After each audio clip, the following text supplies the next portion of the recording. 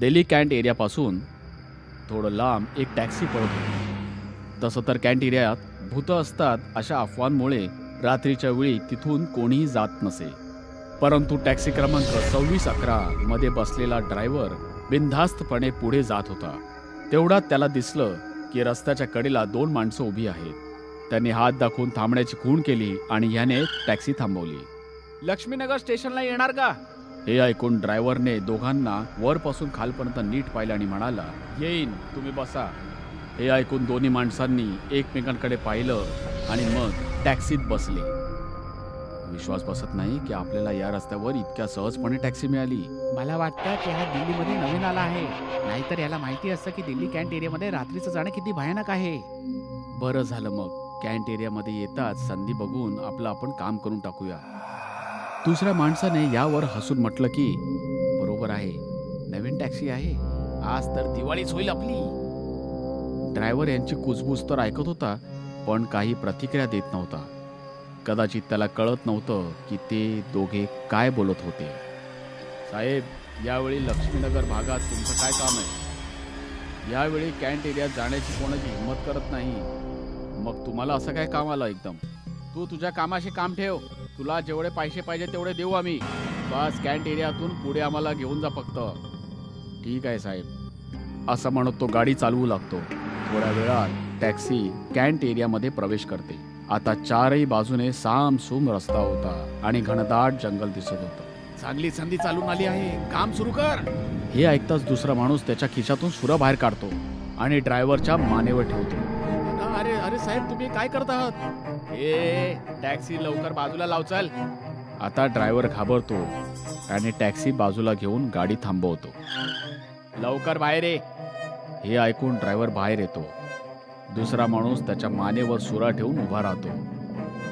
तुला जर तुझा जीव वाचवायचा असेल तर पळून जा, नाहीतर तुझी टॅक्सी तर आम्ही पळून घेऊन जाऊ, पण तुला मारून टाकू, संपवून टाकू. हे ऐकून टॅक्सी ड्रायव्हर जोर जोरात हसायला लागतो. तुला वेळ लागलाय का? टॅक्सी आणि तुझ्याकडे जे काही आहे ते इथे सोडून पळून जा, नाहीतर तुझा गळा कापून आता तुझं हसणं बंद करून टाकेन. हे ऐकून तो टॅक्सी ड्रायव्हर सुद्धा आपल्या गळ्यातील सुऱ्यावर आपला हात ठेवतो आणि म्हणतो, कसा गळा कापाल साहेब, असा का? असं म्हणून तो टॅक्सी ड्रायव्हर स्वतःच्या गळ्यावरून स्वतःच सुरा फिरवतो आणि त्याच्या गळ्यातून रक्त व्हायला लागतं. तो जमिनीवर पडतो आणि ते दोन्ही माणसं आश्चर्याने पाहायला लागतात. त्यांना खूप भीती वाटायला लागते. अरे काय वेडा होता का? याने तर स्वतःलाच मारून टाकलं. अरे इथून लवकर पळ, इथून आपल्याला कोणीतरी पाहिलं तर वाईट अडकू आपण, लवकर पळ इकडून. तितक्या ड्रायव्हर जमिनीवर उठून उभा राहतो आणि जोर जोरात हसायला लागतो. दोघेही पाहतात तर त्याचे डोळे लाल झालेले असतात, चेहरा सुद्धा भयानक दिसत असतो.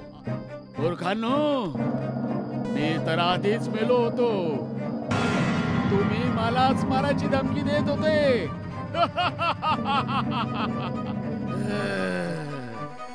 आता त्या दोघांना अजूनच भीती वाटायला लागली. ते दोघं पळणार इतक्यात ड्रायव्हर त्यांच्या गळ्यावर सुऱ्याने वार करून हल्ला करतो आणि पुढच्या क्षणी त्या दोघांची शरीरे जमिनीवर मृतावस्थेत दिसतात.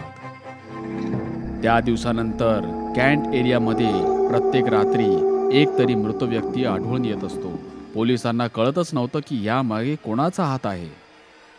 कॅन्टोन्मेंट एरियामध्ये रोज कुणाची ना कुणाची डेड बॉडी सापडत आहे. आणि आश्चर्याची गोष्ट ही आहे की जो कोणी माणूस मारला जातोय तो एकतर चोर असतो, नाहीतर गुन्हेगार तरी असतो. ती रिपोर्ट फाईल बंद करून टेबलावर ठेवते आणि म्हणते की शेवटी हा कोण असू शकतो जो फक्त गुन्हेगार लोकांनाच आपली शिकार बनवतोय. मी आजच रात्री दिल्ली कॅन्टोन्मेंट एरियात जाऊन ही समस्या सोडवण्याचा प्रयत्न करेन. इन्स्पेक्टर पूजा शेखावत रात्रीच्या वेळी एकटीने जाऊन तिकडे तपास करण्याचा निश्चय करते. रात्रीच्या 9 वाजता कॅन्ट एरियामध्ये रस्त्यावर पूजा शेखावत पोलिसांची वर्दी न घालता एका सामान्य नागरिकाप्रमाणे उभी असते. तेवढ्यात तिला समोरून टॅक्सी येताना दिसते. टॅक्सी ड्रायव्हर तिच्या समोर येऊन टॅक्सी थांबवतो. तेव्हा ती पाहते की या टॅक्सीचा नंबर 2611 आहे. तुम्ही मला कॅन्ट एरियाच्या बाहेर शहरात सोडाल का? हो, बसा तुम्ही. ऐकताच पूजा त्याच्या टॅक्सीमध्ये बसते. तिला थोडं विचित्र वाटतं की या रस्त्यावर एकही गाडी दिसत नाही. तिथे हा टॅक्सी ड्रायव्हर बिनधास्तपणे कशी काय टॅक्सी चालवतो आहे. तितक्यात त्यांना रस्त्याच्या कडेला अजून एक माणूस उभा असलेला दिसतो. त्याने शाल पांघरलेली असते आणि त्यानेच तोंडही झाकलेलं असतं. बोला, तुम्हाला कुठे जायचंय का? मला फक्त कॅन्ट एरियाच्या बाहेर सोडा भावा. ऐकताच ड्रायव्हर त्याला मागे बसायला सांगतो.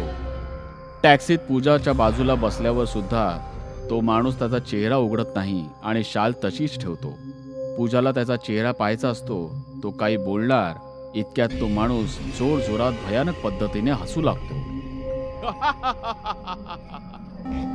तुमच्या दोघांचं आज मरण आलं आहे. तुम्हा दोघांना मी सोडणार नाही.